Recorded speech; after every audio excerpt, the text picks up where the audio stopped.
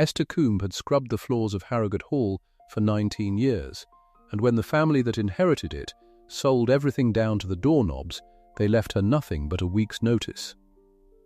Out in the yard they'd built a burn pile.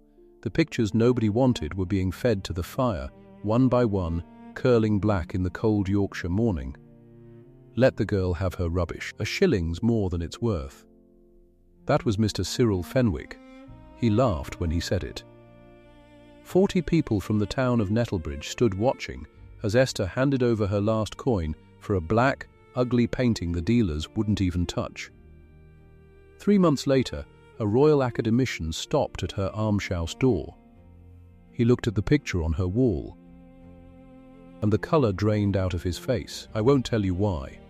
Not yet, but if you've ever seen worth in something the whole world walked past, this story is for you.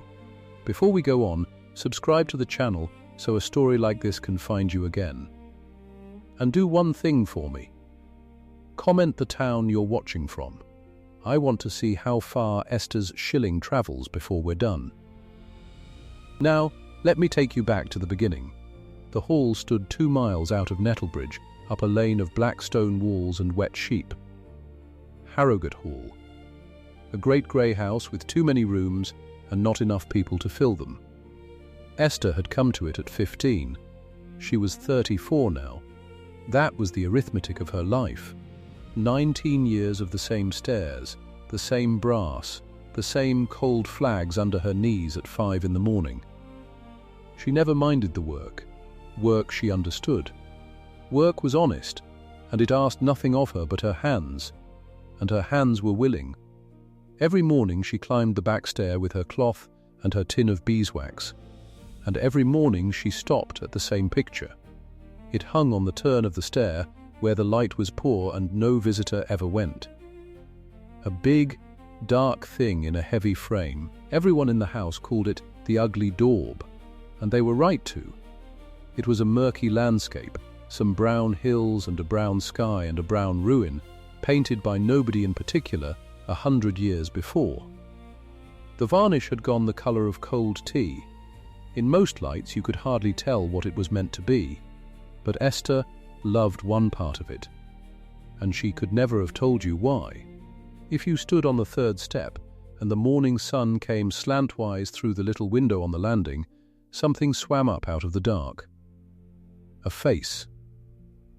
A woman's face, faint as breath on glass, seeming to rise from somewhere underneath the brown paint. A kind face. That was the only word Esther had for it. Kind. The eyes were soft, and the mouth was gentle, and for one moment each morning the woman seemed to look at her the way no one else in that house ever did. Then the sun would move, and the face would sink back down into the murk, and it was just the ugly daub again. Esther dusted it with more care than anything else in the hall. The master had caught her at it once. The old master, Colonel Sir Alfred Harrow. He was a big, slow man with white whiskers and a bad leg from some war nobody spoke of.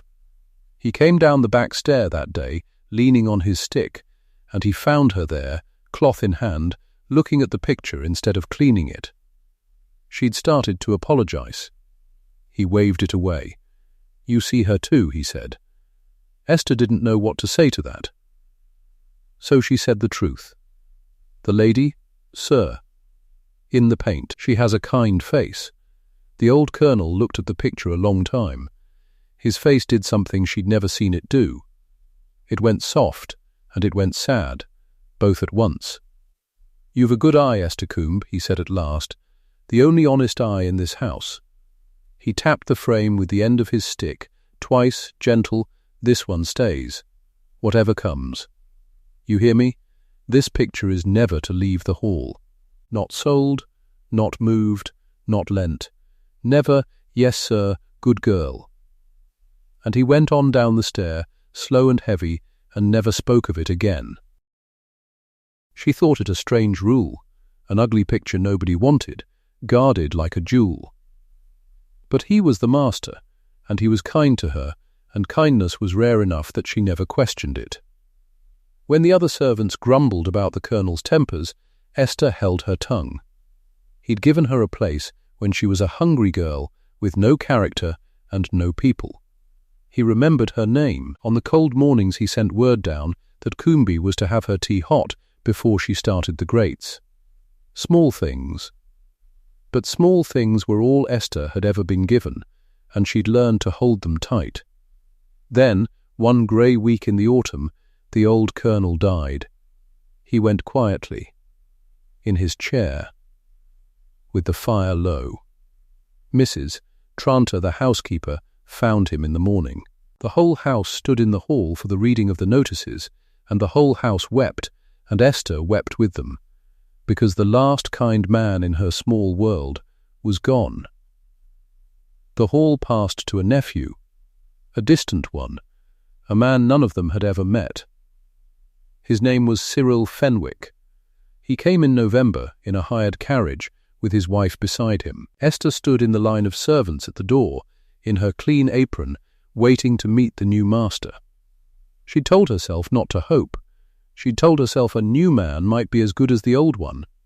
People could surprise you. Cyril Fenwick stepped down from the carriage and looked up at Harrowgate Hall the way a butcher looks at a carcass, working out the weight of it, working out the price. He was a soft, well-fed man of 40-odd, in a very good coat, with pale eyes that moved fast and settled on nothing. His wife came after. Prudence Fenwick.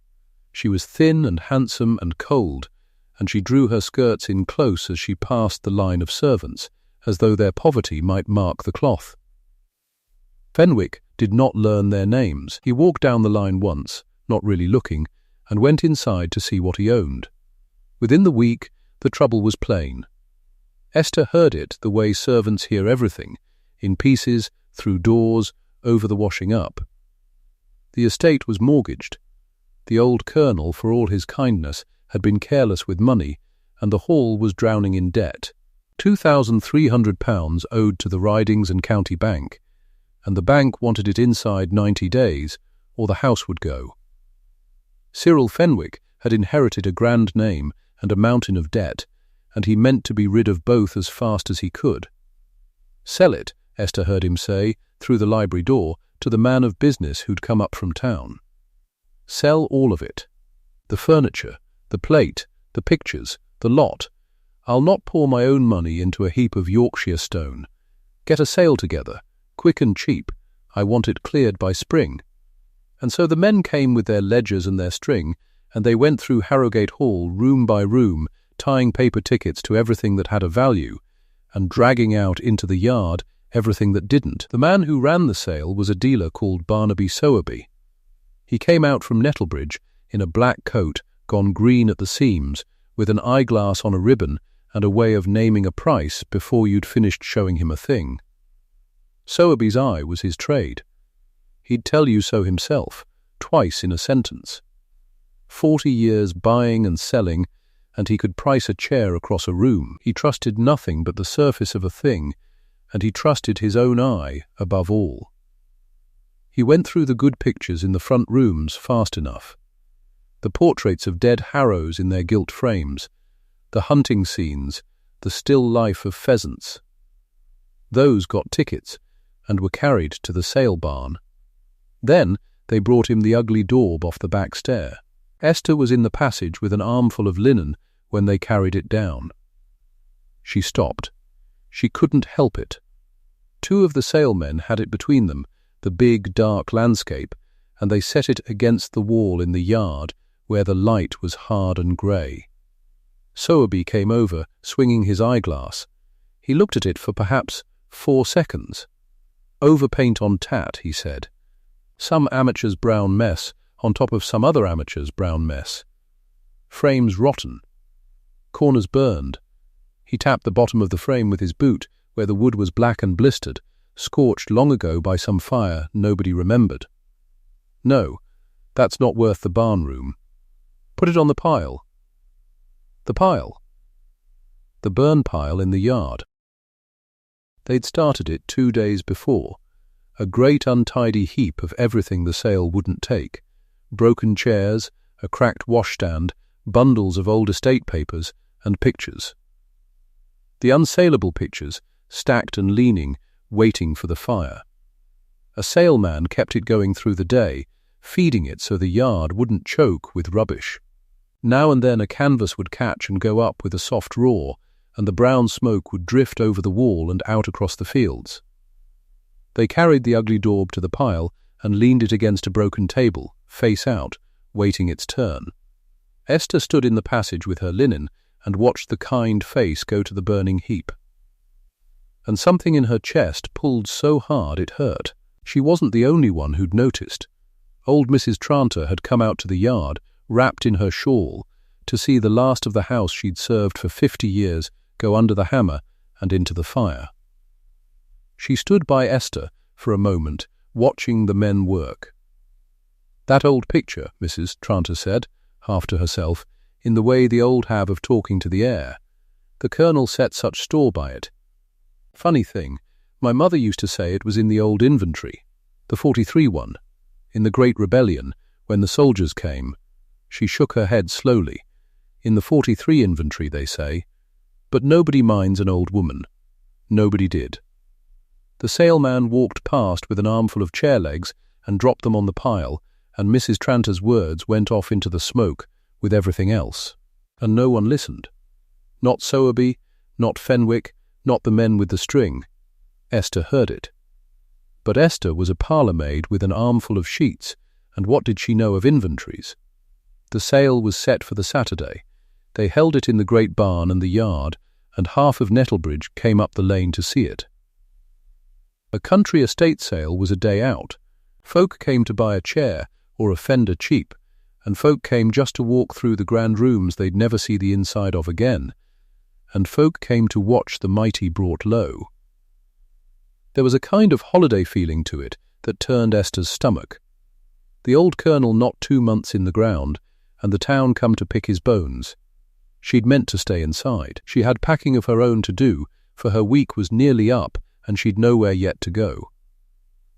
But all morning her mind kept going out to the yard, to the pile, to the kind face waiting by the broken table. By noon she couldn't bear it any longer. She put down her half-filled box and she went out. The sale was loud and busy. Sowerby stood on a cart with a hammer, calling the lots, and the crowd pressed round him, and the money came up in coppers and shillings. The good pictures went first. A Harrow ancestor in a red coat fetched £3. The pheasants fetched 30 shillings. And all the while, off to the side by the wall, the burn pile smoked and settled, and the saleman fed it between lots. Esther worked her way through the crowd to the pile. The ugly daub was still there. It had slipped down against the broken table, and its dark face was streaked now with ash and soot, uglier than ever. In another hour, 2 at most, it would be on the fire. She stood in front of it, and in the hard grey light, for just a moment, the kind face swam up out of the murk and looked at her. Esther put her hand in her apron pocket. There was 1 coin in it, 1 shilling. It was the last money she had in the world until she found new work. A week's wage the Colonel's man had paid her out, the whole of her fortune, a single silver shilling worn smooth. She'd meant it for lodging, for bread, while she looked for a place. She looked at the shilling. She looked at the kind face going grey with ash, and she made up her mind the way she'd made up every hard decision of her life, quietly, without a fuss. She went to Barnaby Sowerby. She had to wait for a break in the lots, and then she stepped up to the cart and said, in her plain, steady voice, "The old picture, sir, the dark one, on the pile. What would you take for it?" Sowerby looked down at her, a servant girl in a worn shawl. He almost didn't bother to answer. "That's not a lot, girl, that's for the fire." "Go on with you. I'd like to buy it. Off the pile, before it burns." That drew a few eyes, and it drew the worst pair of eyes in the yard. Cyril Fenwick had been standing near the cart, watching his money come in, pleased with himself in his good coat. He'd not troubled to speak to a servant all week. But here was a servant, his own dismissed parlour-maid, offering money for a thing he'd thrown away, and there was a crowd, and Cyril Fenwick had never in his life let pass a chance to look generous and clever at no cost to himself. "What's this?" he said, loud and smiling, turning so the crowd could hear. "One of ours, is it? Wants a keepsake of the old place?" He came over, thumbs in his waistcoat. "Which is it you're after, girl?" "The dark landscape, sir." Esther kept her eyes down but her voice level. "On the burn pile." "It's to be burned, sir. I'd give a fair price." Cyril looked over at the pile, at the black ugly thing streaked with ash. He couldn't have named it if you'd paid him. He'd never once looked at it in his life. And that was the whole of the man, though nobody in that yard knew it yet. "That old horror?" He laughed, and the crowd laughed with him, because a rich man's laugh is catching. "You've a strange taste in ornaments." "Well," he spread his hands, playing to the 40 faces around him. "I'm not a hard man. Let the girl have her rubbish." He held out his soft pink palm. "A shilling," he said. "A shilling's more than it's worth. But we'll call it a shilling, for the sport of it. Come on then.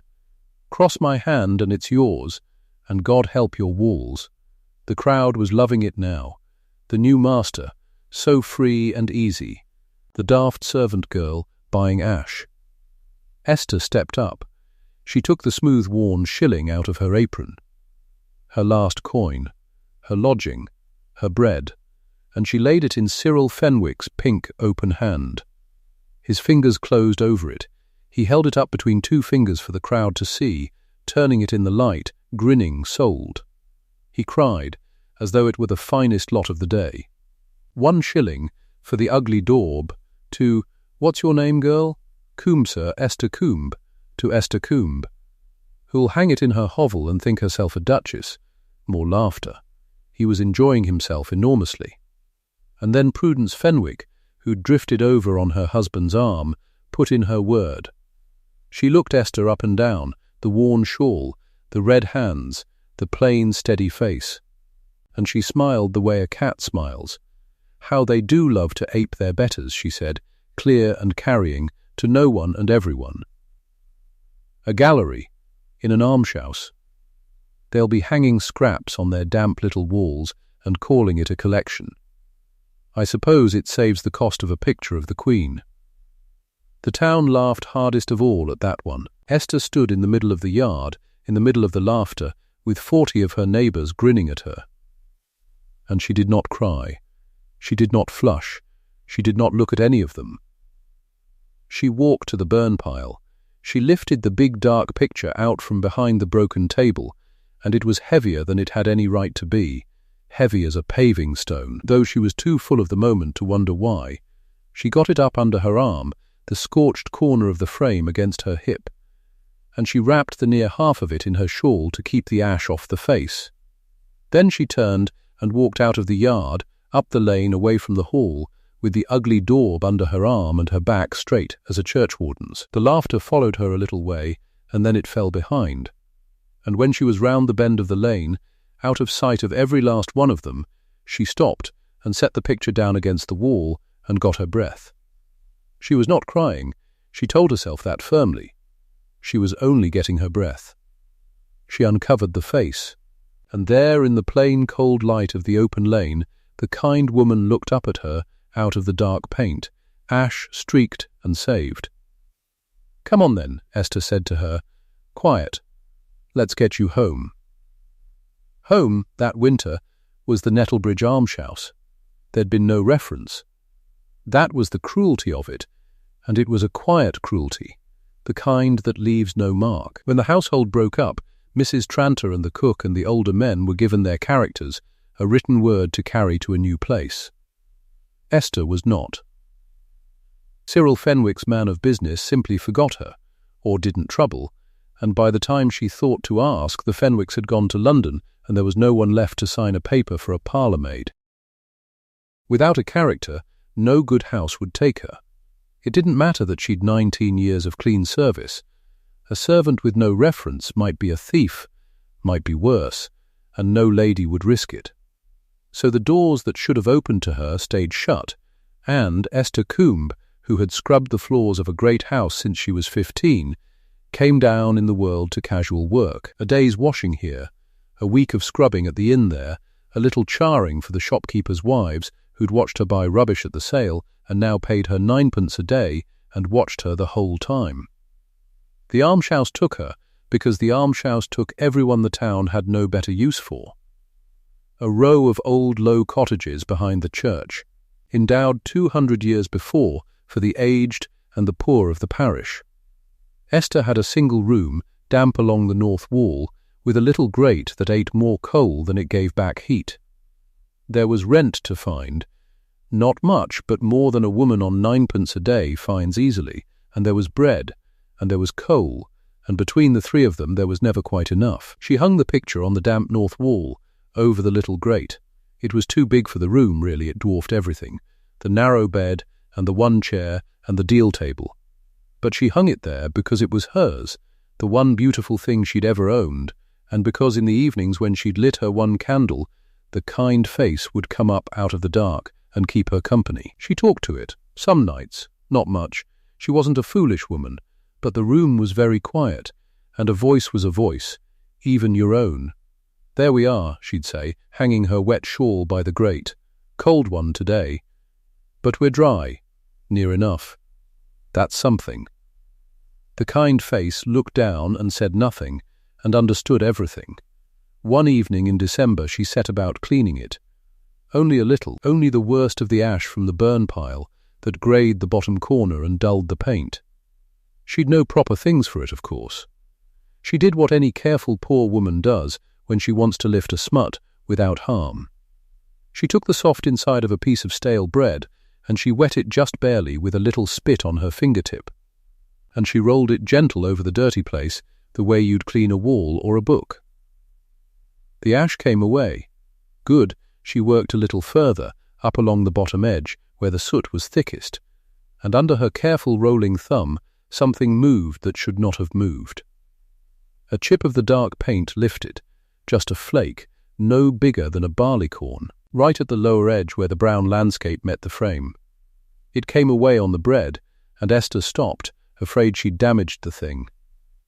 She leaned close to the candle to see what harm she'd done. Under the flake of brown was another colour, not the tea brown of the daub, a clear pale colour and a curve to it, and she brought the candle nearer, her heart going quick without her knowing why, a shape. It was an eye. Not the landscape's. The landscape had no eye. There was no figure in the brown hills. But here, under the lifted flake, at the very bottom edge of the picture, was the unmistakable corner of a human eye, painted fine and true. A dark liquid eye, looking sideways, out and up. An eye that had been there, underneath, all along. Underneath the brown. Underneath everything. Esther sat back very slowly in her one chair. She thought of the kind face that swam up in the morning light. She'd always thought it a trick of the varnish, a shape she'd made herself out of wanting a face to be there. But it wasn't. There was a face under the daub. A real one, painted by a real hand, and someone had covered it over with brown hills and a brown sky, and the kind woman had been shut up in the dark for God knew how long. Her hands were shaking. She put the bread down. She did not clean any more that night. She sat and looked at the little clear eye at the bottom of the picture, that little window into the dark, and she felt something she had no right to feel and did not dare to name. Not hope. She was too sensible for hope. A poor woman who hopes is a poor woman, setting herself up to be hurt. Whatever was under the paint, it was not for the likes of her. Beauty and fortune were not for the likes of her. That was simply the shape of the world. And Esther had made her peace with the shape of the world a long time ago. But she did not clean any more, and she did not tell a soul. The little eye was her secret. She hung the picture back on its nail, and she turned it just so the candle wouldn't catch the bare place. And she told no one. Who was there to tell? And what would she say? That a servant thought her shilling's worth of rubbish had a face in it? They'd laughed at her once, she'd not give them the pleasure again. The winter came down hard after Christmas. It came the way it comes in the high dales, without mercy, in a black wind off the moor that found every crack in the almshouse wall. The north side of Esther's room grew a skin of frost on the inside.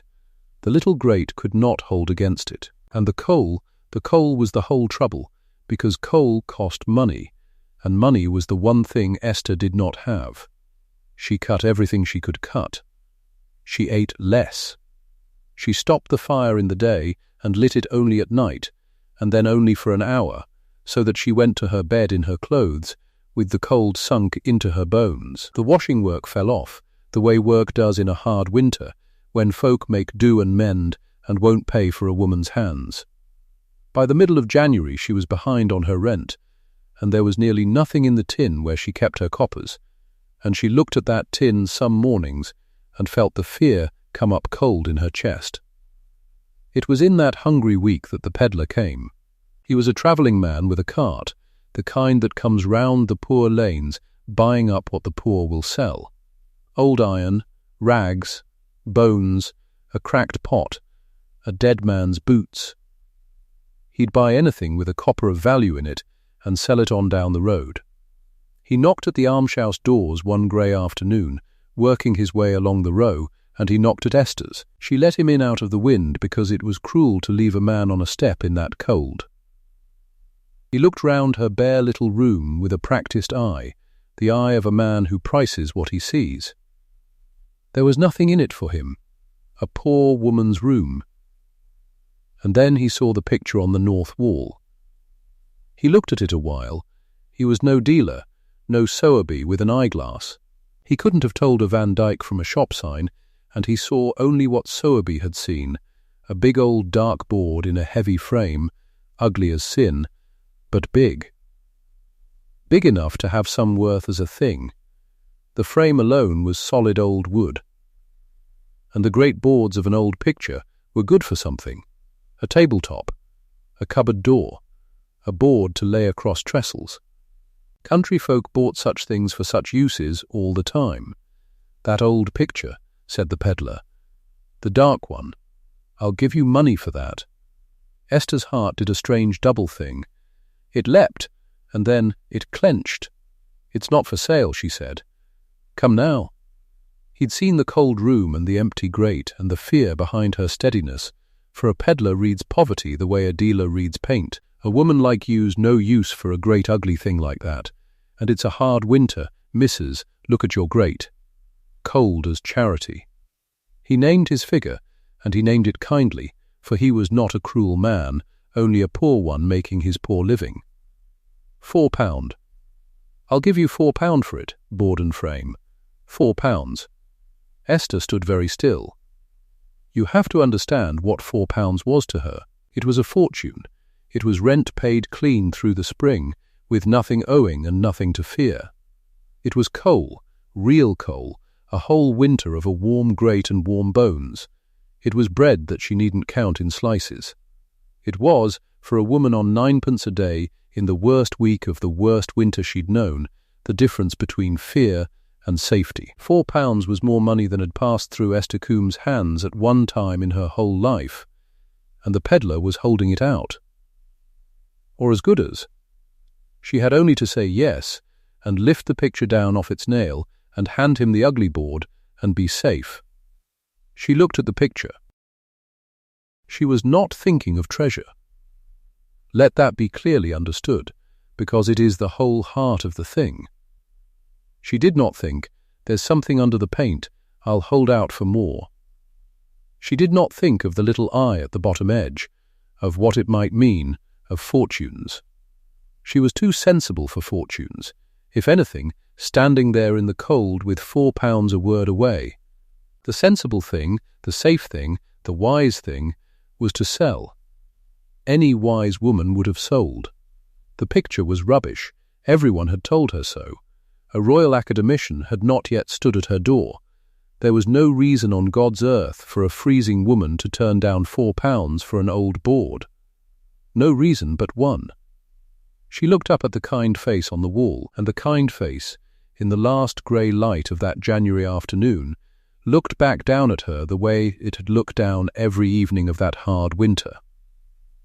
The only company she'd had. The only thing in 19 years that was hers, wholly hers, bought with her own last coin, and carried home under her own arm through the laughter of the town. The one beautiful thing she had ever saved from the fire. And Esther thought of the fire, of the burn pile smoking in the yard, of how near this face had come to the flames, twice over, the scorched corner black against her hip as she carried it home. She'd taken it out of the burning. She'd taken it out because a kind face oughtn't to go to the fire, whatever it was worth, whatever anyone said. And she would not sell the kind face for firewood. She would not. No, she said. Quiet, as she'd said everything hard in her life. Thank you kindly. But no, it's not for sale. And it won't be. Not for £4. Not for any. The peddler looked at her as though she'd gone soft in the head. He looked at the cold grate, and the empty tin she'd left open on the table, and the frost on the wall, and this thin, steady woman turning down £4 for a thing that wasn't worth 4p. "You'll want that money before spring, missus," he said, not unkindly. "I dare say I will," said Esther, "but not that way. Good day to you. Mind the wind on the step." And she showed him out.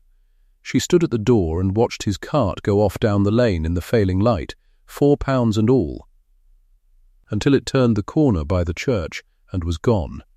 Then she came in and shut the door on the cold, and she looked at the empty grate she now had no money to fill, and she rubbed her arms against the chill that was already coming down for the night.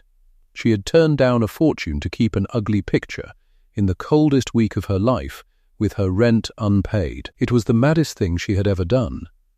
And she knew it, and she did not, for one moment, regret it. She went to the wall and stood before the picture in the last of the light, and she reached up and touched the frame, gentle, at the scorched black corner where the old fire had licked it long ago. "Just you and me, then," she said. "We'll manage.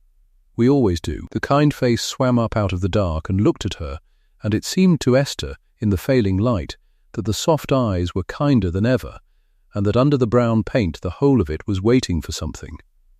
Waiting the way it had waited on the back stair for 19 years, waiting the way it had waited on the burn pile for the flame, waiting for one honest eye to look closer and see. She had no idea. She could not have dreamed it. That not 3 miles off, at that very hour, a coach was bringing a distinguished old gentleman up the London road toward Nettlebridge, a gentleman with white hair and a painter's eye and 40 years of grief he'd never set down. A man who had once, as a boy, catalogued a certain lost portrait among the works of the world that were gone forever, burned in the wars, never to be seen again.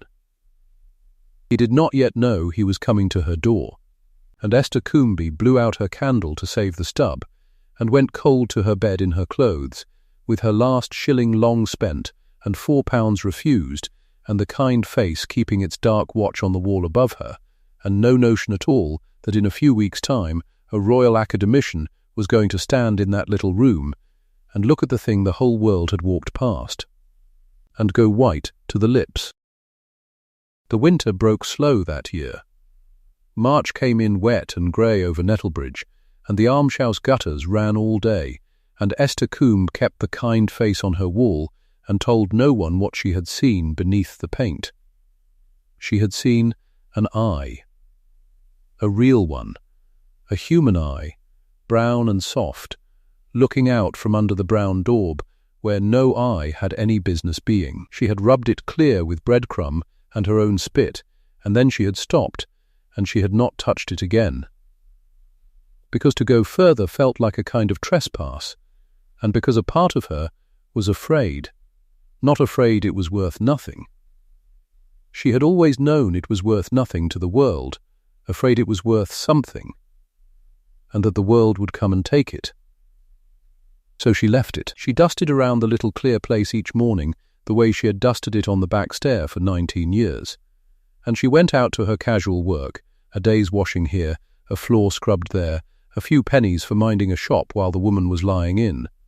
and she came home each night to the kind face, and she said good evening to it, and that was her life, and she did not complain of it. Then, on a wet Thursday in the last week of March, the vicar's wife came calling. Mrs. Prentice was a good woman in her fussy way, and she made the round of the almshouse rooms once a month with a basket, and she never quite looked at the people she was charitable to. She had a guest with her that day. Esther heard the two voices on the stair before the knock came, and she stood up quick and smoothed her apron, though it was patched, and there was nothing in the room fit to offer anyone. "Esther, dear," said Mrs. Prentice, coming in with her basket, "I've brought a little tea and a seed cake, and, oh, do you know, we have such a distinguished visitor staying at the vicarage this week. Sir Julian is lecturing at the Institute." "Sir Julian, this is one of our almshouse people. Esther Coombe." She was a servant up at the hall. Before, the gentleman came in behind her, stooping under the low door. He was old, 60 and more, white-haired, with a long, clean-shaven face and pale grey eyes that moved about a room the way a careful man's hands move over cloth he means to buy. He had a soft voice and a good coat, and he bowed to Esther as though she were a lady, which no one had done in a long while. "Miss Coombe," he said. "Sir," said Esther, and she gave him the one chair, and Mrs. Prentice sat on the bed, and Esther stood because there was nowhere else, and she poured the tea into her 2 cups and 1 cracked bowl, and was ashamed of the bowl. They talked a little. Mrs. Prentice talked, mostly of the weather, and the Institute, and how clever Sir Julian's lecture had been, though she had understood not one word of it, ha-ha.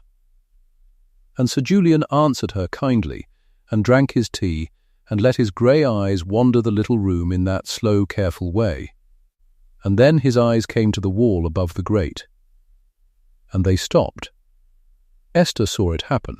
She was watching him the way a servant watches a guest, ready to fetch and carry. She saw the cup halt halfway to his mouth. She saw his voice die in the middle of a word about the weather. She saw him lean, just an inch, toward the dark picture on the damp wall. And she saw the colour go out of his face. It went slow, like water sinking into sand. One moment he was an old gentleman pink from the fire, and the next he was grey to the lips, grey as the sky in the little window, and his hand had set the cup down on the floor beside the chair without his seeming to know he had done it.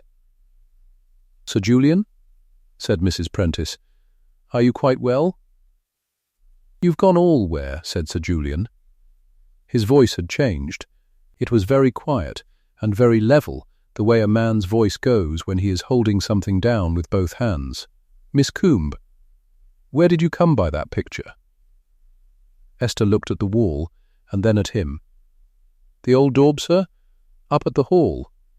At the sale. They were going to burn it. I bought it. You bought it." For a shilling, sir. Something moved in the old man's face when she said the word. He shut his eyes a moment. Then he opened them. "Miss Coombe," he said, "would you permit me—" "I should not ask it. It is a great liberty. Would you permit me to take it down and hold it to the window?" Esther did not understand. But there was something in the way he asked that she could not have refused if she had wanted to. So she lifted the picture off its nail, careful, the way she always did, minding the scorched black corner, and she carried it to the little window and held it up to the grey, wet light, and Sir Julian rose out of the chair and came and stood over it, and Mrs. Prentice fluttered behind them, not knowing what she watched. He did not touch it at first. He only looked. He looked at the murky landscape, the brown trees, the muddy sky. And then his eye went down, the way Esther's had gone down, to the little clear place at the lower edge where the overpaint had flaked away under her bread crumb. To the eye. The soft, brown, human eye. "Dear God," he said under his breath, so low that only Esther heard it. "There's someone under here." "Yes, sir," said Esther simply. "I found her cleaning. There's a face. I never told a soul. I thought perhaps I imagined it." "You did not imagine it." He straightened, and he was breathing as though he had run up a hill. "Mrs. Prentice, I must beg the use of the vicarage this evening. and 1 or 2 things from my case. I have a little spirit of turpentine and clean rag, and I must beg Miss Coombe's leave, her particular leave, to lift a very small piece of this paint. A patch no bigger than a thumbnail. I will do it before her eyes, and I will do her picture no harm. Miss Coombe, he turned to her full on, will you trust me that far? And Esther, who had trusted almost no one in a hard year, looked at the old man's grey, stricken face, and something in her said yes before her mouth did. You'll not hurt her, she said. It was not quite a question. On my honour and my whole life's work, said Sir Julian Ashworth, I will not. They did it that evening, at the vicarage, on a table under 3 lamps, with the vicar hovering and Mrs. Prentice wringing her hands and Esther standing close as a mother by a sick-bed. Sir Julian took off his good coat and rolled his sleeves like a working man. He wet a rag with the spirit, and he chose a spot near the falling edge of the landscape, low, where he said any harm would show least, and he laid the wet rag on and left it a moment. And then, with a little bone tool from his case, he lifted. The brown paint came away in a soft curl, a patch no bigger than his thumbnail, just as he'd promised, and under it was white. Not the muddy brown of the daub. White, old, cracked ivory white, the white of fine linen, painted by a hand that had loved linen. It was lace. The edge of a great falling lace collar, the kind Esther had seen only in the oldest pictures in the hall's long gallery, the Cavalier pictures, the men with the long curls and the sad, proud faces from the wars 200 years and more ago. Sir Julian made a sound. Not a word, just a sound, deep in his chest. He wet the rag again and lifted again, a hair further, and there was a hand. A woman's hand, white and long, and on one finger a ring with a dark red stone, painted so fine you could see the light sitting in it, and below the hand a fall of sleeve, deep russet brown silk, catching a gleam along its fold the way real silk catches light. This is not a landscape, said the vicar, staring. There's a lady under your muddy trees, Miss Coombe. There is a great deal under her muddy trees, said Sir Julian. His voice was not level now. It shook. This is court dress. This collar, this sleeve, this is 1630, 1635. This is 100 years and more before the daub that was painted over it. Somebody buried a fine portrait under a bad landscape. Somebody hid a lady under a bog. He looked up, and his pale eyes were wet. And I think I know why my heart stopped when I walked into that little room, but I dare not say it yet. Not yet, I must be sure. A man in my trade may be wrong, and hope makes fools of us. He would not say more that night. But he asked very gently whether the old servants of the hall might be found, anyone who had known the picture, anyone who remembered. And Esther said, There's Mrs. Tranter, sir, the housekeeper. 50 years she was there. She lodges with her niece over the saddler's now. If anyone knows the old things, it's her. They sent for Mrs. Tranter the next morning. She came in her black bonnet, stiff and slow, leaning on her stick, and when she saw the picture on the vicarage table with its little clear places, she stood a long time and said nothing at all. Then she sat down heavy in a chair and put her old hand to her mouth. So there you are, she said to the picture. After all this while. You know it, Mrs. Tranter? Said Sir Julian, leaning to her. I know that frame, said the old woman. I know that black corner. I've dusted it 50 years. She looked round at them. There was a story in the house. The old colonel told it me when I was a young thing, and he had it from his father. There was a fire, long ago, before my time, before his, a servant's bonfire in the yard, rubbish and broken stuff, and this picture on it. And the colonel, Sir Alfred's grandfather, this'd be, when he was a boy, the boy ran out and pulled it off the flames with his own hands, burned that corner doing it. Nobody knew why he wanted the ugly thing. He couldn't have said himself, only that it oughtn't to burn. She wiped her eye with a knuckle. And Sir Alfred, our colonel, He had the same feeling on him. He'd say to me, Tranter, "That picture never leaves this house, mind. Never sell it, never move it." Folk thought him queer for it. "It's only an ugly daub," they'd say. And he'd say, "There's more to a thing than the top of it." Tranter, Esther stood very still by the wall. Twice, she was thinking, twice it was pulled from the fire, a boy 100 years gone, and me, 2 shillings worth of mercy, a century apart. "He was right," said Sir Julian softly. "There is more to a thing than the top of it." Then he bent again over the canvas with his little tool, and at the very edge, in the grime along the tacking margin where the frame had covered it, he cleaned a last small patch. And he went stiller than any of them. There were letters there, painted small, in a fine old hand, in the corner of the canvas. 3 letters. A.V.D. Sir Julian's hands, that had been so steady with the rag, began to shake. He set the tool down before he dropped it.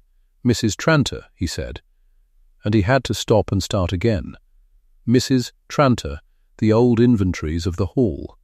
The books of what the house owned, going back. Did such things survive? "Would you know where, the 43 inventory?" said Mrs. Tranter, 1643. "The rebellion year. There's a book of it, was a book of it, in the muniment chest in the steward's room. I had the keeping of the chest. When the sale came I couldn't bear the vandals pouring it, so I took the old books out and kept them by me." "Thief," they'd call me, an old woman who couldn't watch 200 years thrown in a barrow. She lifted her chin. "It's under my bed at the saddler's this minute." They fetched it within the hour.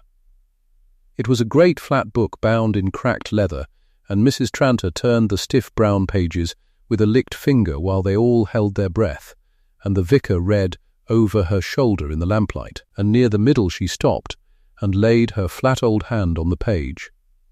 "There," she said, "read it, your reverence." "My eyes." And the vicar read aloud, slow, in the quiet room, item, in the great parlour. A portrait of the Lady Eleanor Harrow, at half length, in a russet gown, by Sir Anthony Van Dyck. He stopped. There was more. There was a line added below in a browner, later ink, a different hand, and he read that too. And after, in a newer hand, lost, the Great Rebellion. Nobody spoke. "Lady Eleanor," said Esther, at last, very quiet. She was looking at the wall, at the kind face she had said good morning to for 19 years, and good evening to all that hard winter. That's her name. Lady Eleanor. "Lady Eleanor Harrow," said Sir Julian Ashworth, "painted by Sir Anthony Van Dyck, court painter to King Charles, the finest hand that ever came to these islands. Lost in the Civil War. Hidden, I should think now, by some later Harrow who feared what a cavalier relic might bring on the house, painted over into an ugly landscape so it might be kept without danger, and then, in time, simply forgotten. Kept because it was old, passed over because it was ugly, fed to the fire twice, and twice pulled back." He turned and he looked at Esther Coombe, and his old wet eyes were full of something she had no name for. "And bought, at the last, for a shilling, by the one person in 40 who could not bear to watch a kind face burn. It could not stay quiet, a thing like that. Not in a small town. By the week's end all Nettlebridge was talking of the Maid's picture, and how it was worth a fortune, and the talk ran up the London road as talk does, and it ran in time up the long drive of Harrowgate Hall, where Cyril Fenwick was even then quarrelling with the bank. He came on a Saturday. He brought Barnaby Sowerby with him, the dealer, in a hired trap, and the two of them got down at the almshouse door with the look of men come to collect a debt. "Miss Coombe," said Cyril Fenwick, not troubling to take off his hat. "A word. There's been a mistake made. That picture was sold in error. It was estate property, not fit for public sale. My man here will tell you it was set aside for burning, which is not the same as selling.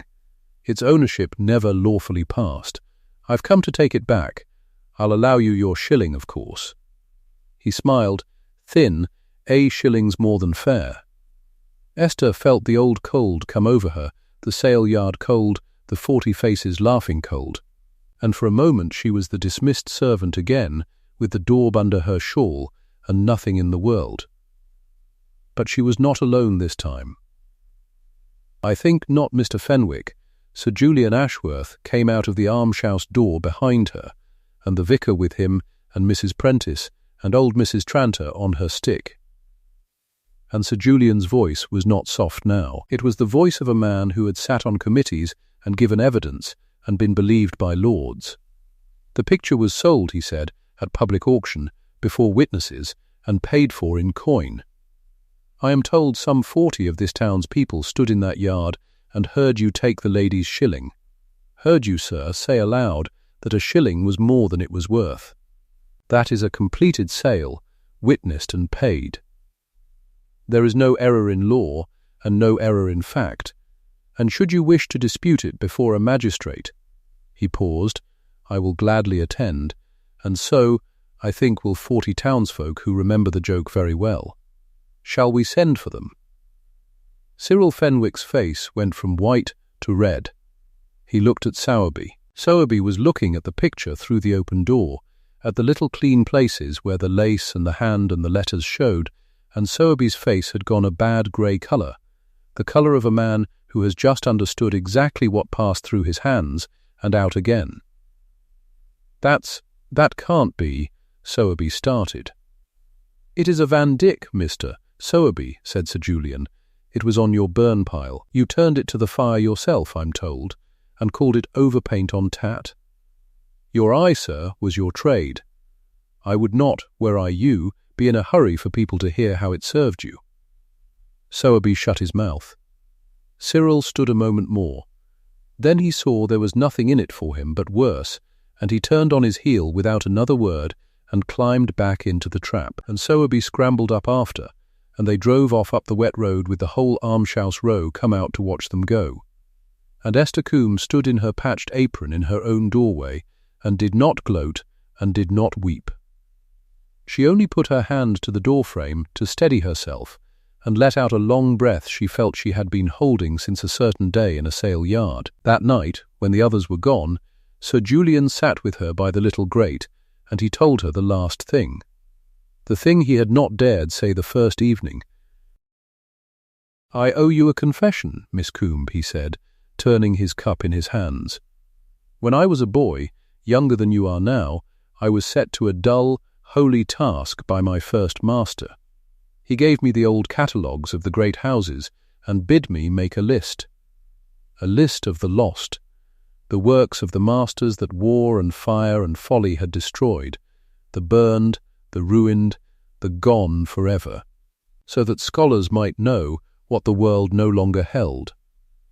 40 years ago and more. And in that list, in my own boy's hand, I wrote a line I have never forgotten. Portrait of a Lady, by Van Dyck, at Harrowgate, destroyed the Civil War. I mourned it. You'll think that strange, to mourn a thing you never saw. But I did. All my life I have carried a little grief for the beautiful things that are ash. His voice broke, and I walked into a poor room in an almshouse to be kind to a servant on a wet afternoon, and there on the wall, over the fire, was the thing I had buried in ink when I was a boy. Not ash, not gone. Kept warm all this while on a maid's shilling. That is why the colour left me, Miss Coombe. A man does not often meet the ghost he has grieved for 40 years, and find it living. Esther looked at the kind face on the wall. She was never gone, she said. She was only waiting for somebody to look closer. Yes, said Sir Julian. She was. They took her up to London in the spring, the picture and the maid both, and the cleaning was done properly this time, in the great rooms at Cheswick's, under gaslight, by careful men, with Sir Julian standing by and 3 other experts summoned to say aye or nay. Esther would not stay behind. She had minded that lady 19 years, and she would not have strangers lift the last of the paint without her in the room. It came away slow, over days. The muddy landscape lifted off the lady like a fog burning off a valley. And there she stood at last, whole, Lady Eleanor Harrow, in her russet silk and her falling lace, one white ringed hand at her breast, and that kind grave face looking out of the canvas into the room, with the same soft eyes that had swum up out of the dark on the back stair every morning for 19 years. The three experts stood round her and said nothing for a long while. Then the oldest of them, a hard, cold man who had doubted loudest, took off his spectacles and wiped them and said only, "Well, there it is. There is no other hand that did that mouth." And Sir Julian Ashworth turned to Esther in front of all that grand company, and he said, aloud so the whole room heard him, "Madam, you did not buy a picture. You saved a Van Dyck from the grate." They held the sale at Nettlebridge. That was Esther's one condition, and she was firm on it past all their arguing. The great houses wanted it in London. She said no. She said if it was to be sold, it would be sold in the assembly rooms at Nettlebridge, where the town could come in, the same town that had stood in the sale yard and laughed. Not to shame them, she said, when Sir Julian looked at her. She was past shaming anyone. Only that a thing should end where it began. So on a June day the assembly rooms were packed to the walls.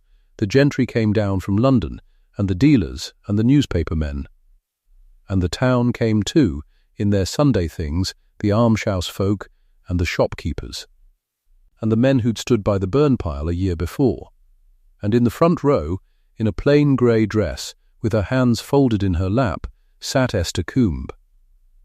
The lady stood on an easel at the front, veiled in green cloth, and when the auctioneer drew the cloth away, there was a sound in the room like wind going through trees, a great soft gasp all at once, for most of them had never seen her clean. And then the bidding began, and it climbed in a hush you could have heard a pin drop through.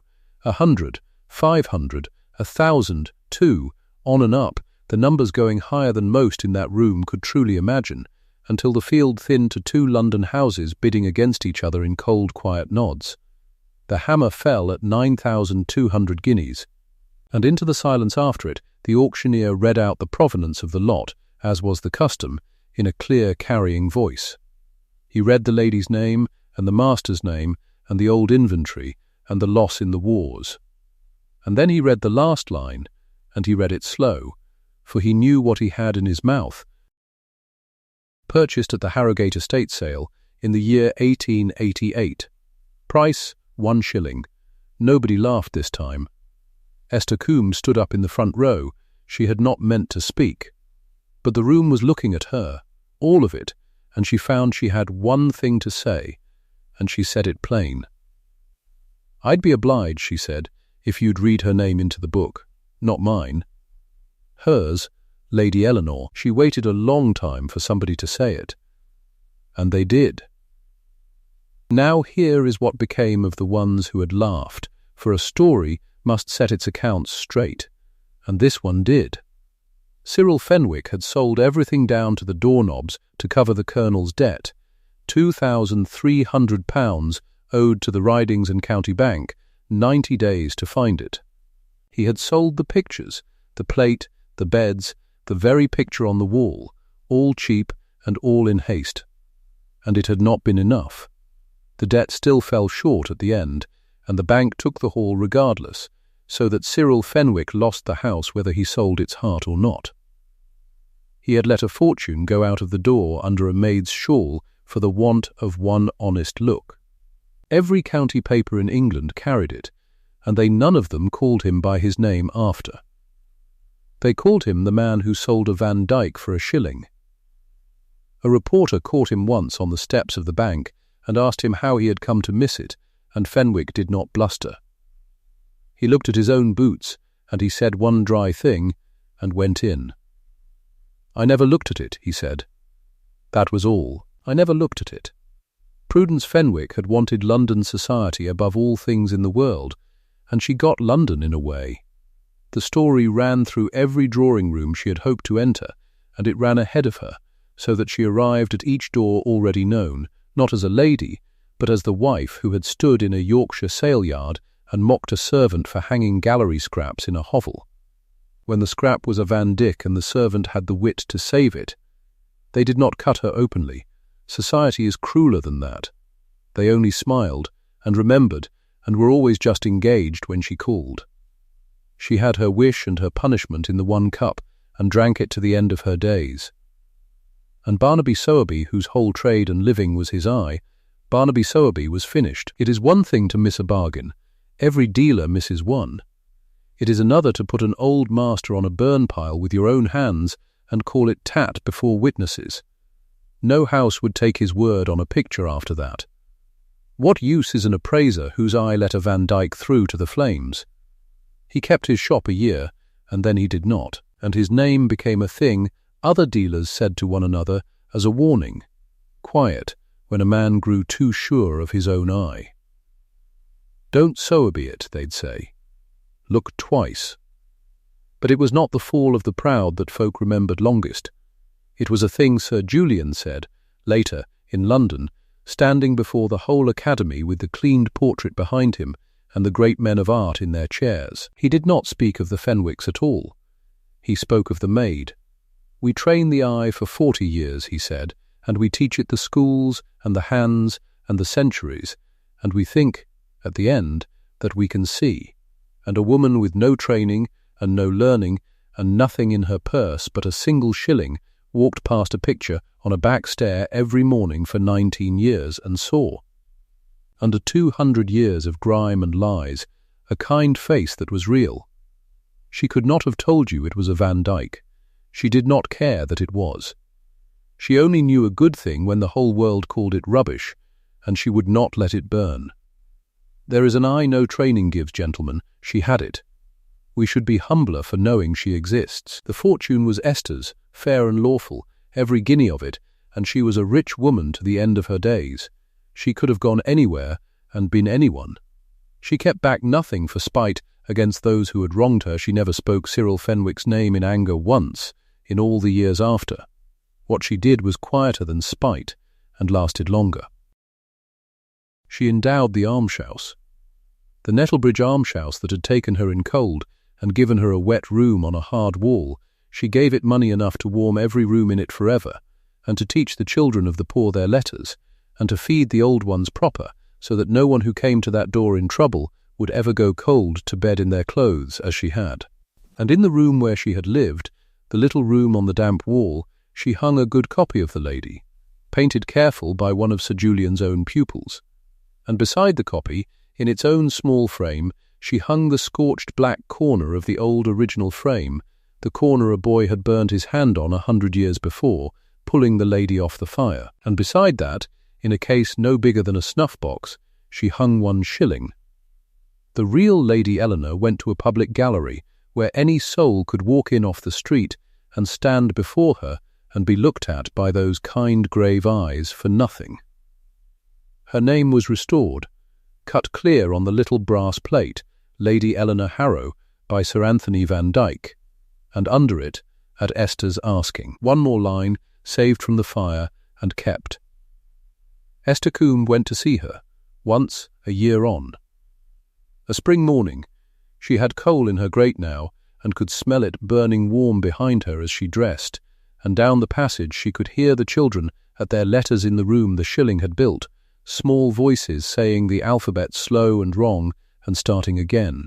She put on her good grey dress and took the coach up and walked into the gallery among the fine folk, a plain small woman nobody knew, and she stood before the lady a long while in the quiet. She did not say much. There was not much needed saying between them, after 19 years and a hard winter and a shilling. Well, she said at last, soft, the way she'd said good evening on the wall 100 times. Look at you now, out where folk can see you. And it seemed to Esther, in the good gallery light, that the kind eyes were kinder than ever, and that the lady looked back at her the way one old friend looks at another who has kept a promise. Then she nodded to the face, the way you'd nod to a neighbour across a lane, and she turned and she walked home. That is the whole of it. A parlour-maid of 19 years, turned out with a week's notice and nothing, who spent her last shilling to save a kind face from the fire because she could not bear to watch it burn, and who, in doing one small decent thing for no reward at all, pulled a lost master back into the light of the world and warmed a house full of the poor for 100 years to come. Worth does not shout. It does not fight for the front of the sail. It hangs quiet on the back stair, ugly and passed over, waiting through the grime and the fire and the laughing for one honest eye to stop and look closer and see. Comment if you'd have saved her from the fire too. And tell me the town you're watching from. I still want to see how far Esther's shilling travels.